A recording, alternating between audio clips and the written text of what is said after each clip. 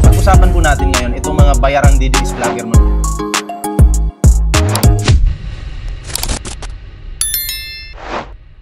Ito na mga pre at panoorin po natin ito. Ito na. Sino kayang binabanatan niya dito? Pakinggan natin.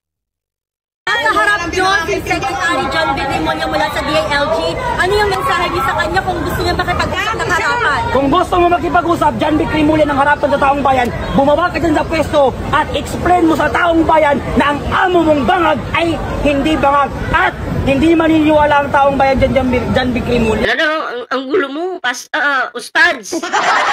Ang gulo ng bobong ito. Isa pa itong bobong payatot na tumukhang palito ang animal. Hindi maintindihan. Ang gulo! Ulitin natin. Isa-isahin natin. Relax lang. Relax ka lang. Isa-isahin natin. Sa harap nyo, si Secretary John Bidemonyo mula sa... Kasi si Remulla nandun po, nakaabang doon. Tapos kasama yung kapulisan. Tapos papababain mo, mag-isa, tao lang naman yun eh. Mamaya kung anong gawin nyo, utak kriminal kayo. Diba? Ang papangit nyo pa. Oh. Diba ka mahawa yung tao sa inyo? Putang ina nyo. DILG, ano yung mensahe niyo sa kanya kung gusto niya makipag-usap ng harapan? Ayan agresibo. Gago ka. Gago ka. Tapos mag-i-expect kayo na bababa yung tao dyan para kausapin yung mga tangan tulad yun. Papangit nyo pa. Mukha pa kayong puwet. Gusto nyo yun? Mahiya naman kayo. Huwag naman masyado makapal yung mukha. Putang ina nyo. Kung gusto mo makipag-usap, John B. Cremulya ng harapan sa taong bayan, Hindi naman wala namang sinasabing makikipag-usap si John B. Cremulya sa taong bayan. Wala. Hindi niya trabaho makipag-usap sa inyo dyan sa rally mismo. Tanga ka ba? Parang ang dating dito, binibigyan mo pa ng kondisyon yung tao. Nag-iisip ka ba? Kung gusto nang makipag-usap, Cremulya, hindi nga gusto makipag-usap dahil mga bobo kayo. Tanga-tanga itong tadyakan kita, ang payat mo pa naman Evangelita Luzada, shoutout po sa iyo ayan sa hindi pa nakapag-like, share, subscribe, kalimbangin nyo na yan, pindutin nyo yan, ayan para naman po maging updated kayo sa mga uploads natin, ayan. Naalala nyo si Remulla, nandun po sa taas nung, ano ba yun, bus yata yun kasama yung mga pulis. Tapos dyan sa rally nila na yan, pinagmumura po si Remulla, pinagbantaan pa. Tapos nag-i-expect kayo, nakakausapin kayo, tatanga-tanga kayo. Ay, nako. bumaba ka dyan sa pwesto at explain mo sa taong bayan na ang amo mong bangag ay hindi bangag. Hindi naman pala bangag Bumaba ka dyan sa pwesto mo at explain mo sa taong bayan, nagtrabaho ba yun Remulla? Na mag-explain sa mga kain-tain na tulad nyo? Diba? Pagkakakitaan nyo lang yun. Mag-i-explain sa inyo, pagkakakitaan nyo lang. Hanap buhay nyo, rally Diyan kayo nabubuhay Tapos nag-i-expect kayo na bababa. Kahit ako siguro, hindi ko gagawin yun. Hindi kasi si Remulla bababa sa level nyo. Yung tao na yun, mataas na Tapos nag-i-expect kayo na bababa pa sa level nyo yan? Ay, nako.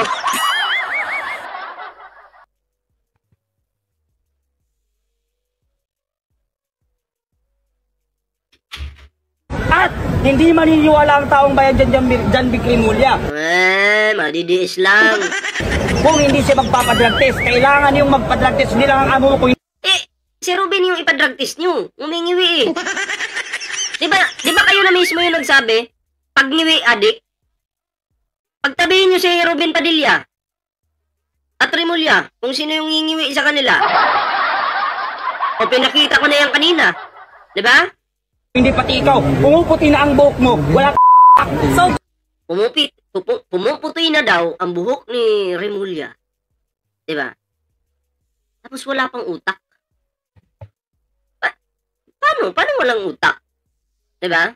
Hindi ko maintindihan. Bakit yung tinatawag yung tao na walang utak? Yung tao na yan, hindi naman umaasa sa rally. Pero kayo, umaasa kayo sa rally, hanap buhay nyo yan. Sino ngayon yung walang utak? Yung tao, pinagsisilbihan yung mga Pilipino. Ikaw, pinagkakakitaan yung rally. Sino ba yan yung walang utak? Bastusan nga. Bastusan, pero hindi sila nakapurma. Tapang nyo lang sa salita eh. Dapat pala, kung matatapang kayo, dapat sumugod na kayo kahapon. Kahapon ba yung rally? O nung 30? O nung 30 pala. Dapat sinugod nyo na. Bakit di nyo sinugod? Kung tanginan nyo, hanggang salita lang kayo, mga luko-luko. Tanga kaming DDS! Woo! Woo! Kahit walang kwenta yung sagot, tanga kami! Rowena Takimura, shoutout po. Gusto niyong sundin yung sinasabi ni Senator Amy Marcos na magpa-political test si Pangulo. Bakit? Kung gusto nila na ang taong bayan ay maniwala pa sa kanila, kailangan nilang gawin yon para maipakita taong bayan totoo na ang binibintang sa kanila ay hindi totoo. Kailangan bang sundin talaga kayo? Yun ba talaga yung rules? Rules ba talaga yan? Tanong ko lang. Kasi kung yun yung rules, bakit si Digong naging presidente? Diba? Mukha pa lang, positive na eh. Ano daw, ibang damit yan? Nagsasagawa na yung ICI ng investigasyon sa mga animal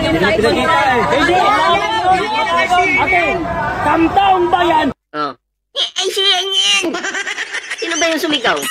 walang paniniwala sa ICI. Bakit? Ang ICI, ginagawa nila ngayon ng state witness si Martin Romualdez, na alam naman natin na si Martin Romualdez ay isang malaking magnanakaw. Isang malaking magnanakaw.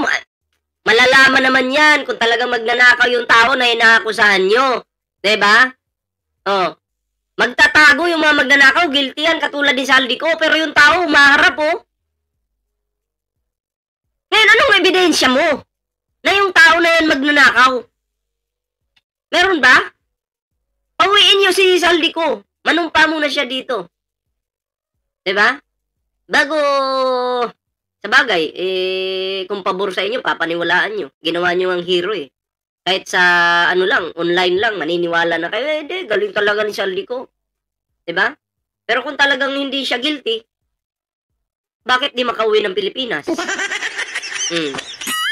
Ayun ang tanong. Diba? At ang ICI ay isang bayad na departamento ni Bongbong Marcos. Yun yung papatunayan mo. Yun yung papatunayan mo kung talaga, paano yung proseso ng bayaran? Paano ni PBBM binayaran yung ICI? Anong proseso? Paano yung transaksyon? Wala nga kayo maipakita, mga putang ina nyo. Bayad pala yung ICI ipakitaan mo kami ng ebidensya. Ebidensya muna. Ebidensya muna. Ang tanong, meron ka ba nun? Meron ka ba nun? Wala. Bobo. Bayad daw. Bayad daw ng Pangulo ng ICI. Kailangan mo na namin makita yung ebidensya nyo. Diba? Pakitaan mo kami. Ilatag mo sa amin yan. Meron po ba? Puro kayo, ang kapital nyo dyan, puro laway lang eh. Na hindi maglalabas tama, laway lang ang puhunan. ng katotohanan. Bakit ang John B. Crimolia andon? Ang daming tangang ang daming DDS dutae vlogger Si John B. Crimolia andon, ipakita nyo. Olimpiarong Hilyo. Shoutout po advice ko po sa inyo, babaguhin nyo yung pangalan nyo. Yung space, lagyan nyo na lang ng dot or di kaya lines para ma-separate po yung inyong pangalan. Kasi pag dikit-dikit po kasi yung pangalan nyo, nakikita nyo dyan. Ang hirap basahin eh. Magkakarugtong eh. Diba, katulad ni Chris Angel, maganda yan. Yung may siya, underscore ba yan? Tawag dyan. Meron siyang ganyan. Mababasa agad natin, di ba? Sa kanya kasi nagmamic siya kanina eh. Sabi na. Hindi po pwede makipag-usap sa isang tuta na hindi siya bumababa. Kung gusto niya makipag-usap, dito siya bumaba. Kung gusto niya, magsutukan pa kami. Yabang, makikipagsuntukan. Naku, hinamon po si Remolyo, suntukan daw. palitong ito. Kaya mo kaya yun? Sus! Baka isang pitik ka lang nun mawala ka sa mundo. Ay, para nang papel yung katawan mo, yabang mo pa. Huwag mo naman ganyan, ha? Huwag masyado mayabang. Ikakapahamak mo yung kayabangan na yan. Na wala na sa lugar. Pwede mo namang ipagyabang kung ano meron ka. Kung sa'yo talaga yan at kung may kakayahan ka, pwede yun. Pero yung magyayabang ka na ganyan na nga kapayat yung katawan mo, wala ka nang mabilang sa mundong ito, mukha ka nang inkantong sinampal ng paulit-ulit. Diba? Oh, mukha ka nang may sakit may sakit na TB. Diba? Tapos magyayabang ka pa. Baka mamaya, punit-punitin ka lang ni Rimulya dyan. Oh, maging papel ka. John Vic, inahamon ka, oh. Baka mamaya, punitin ka lang yan. Ay, yari ka. Ayan mga pre, next topic po tayo. At ito na, at magbigay po tayo ng reaction sa next topic natin. Pero syempre, bago po tayo magtuloy-tuloy, kung bago ka pa lang dito sa ating YouTube channel, huwag kalimutan mag-like, share, and subscribe. Para naman po maging updated kayo sa mga uploads natin. May TikTok tayo dyan, may Facebook tayo dyan. Libre pong kalimbangin yan. So, yan.